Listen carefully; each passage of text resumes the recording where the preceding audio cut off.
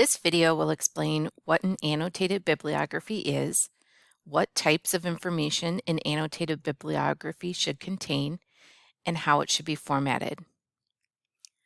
What is an annotated bibliography? The word annotate means critical or explanatory notes, and the word bibliography means a list of sources. An annotated bibliography is a list of full APA references gathered through your research. Each reference is followed by a brief descriptive and evaluative paragraph called the annotation. Here is an example of an annotated bibliography entry. An annotation should not just be a summary of what a book or article is about. Annotations are meant to be critical in addition to being descriptive. The purpose of an annotation is to inform the reader of the relevance, accuracy, and quality of the sources cited. An annotation should also be reflective and include your own voice.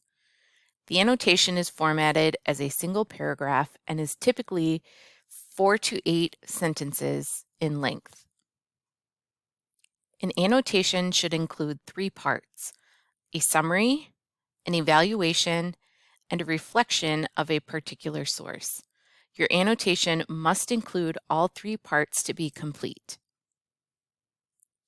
The summary portion of your annotation should be 2 to 4 sentences long. Ask yourself, what are the main arguments of the resource that you are discussing? What is the point of the book or article? And what topics are covered? If someone were to ask you what the resource was about, how would you describe it? All these questions will help you create your summary. Here we can see the underlined sentences are an example of a summary in the annotation. The evaluation portion will be 1 to 2 sentences long. To get started, ask yourself who, what, when, where, and why about your resource. Who is the author? What are their qualifications? What is the resource about? Does the content appear to be reliable and accurate? Is the content scholarly or peer-reviewed? When was the source published? When was it last updated? Where was the information published? Where did you find it? If it came from a website, remember to critically evaluate the credibility of the information. Our final evaluation criteria is why. Why this resource? What is the purpose of the resource? Is it strictly for education and information?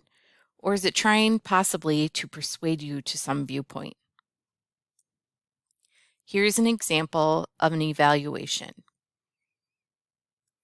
The final piece of an annotation is the reflection. This is where your voice comes in. This is the most important part of your annotation because it contains your own thoughts. It is 1 to 2 sentences long, and to create the reflection, you will want to ask yourself, was this source helpful to me? Has it changed how I think about the topic? Was the source too elementary or too advanced? And did I like it? Here's an example of the reflection. Once you have written your annotation, it is important to make sure your annotation and entire annotated bibliography is formatted correctly in APA. The format for an annotated bibliography is similar to that of a research paper. You should use 1-inch margins on all sides, double space your entries, entries should be alphabetized, and hanging indents are required for the references. Here is an example of a properly formatted APA annotation and reference.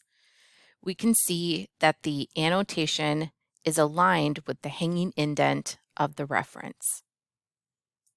Have questions? Check out our answers database where you can search our frequently asked questions or chat with the Rasmussen librarian.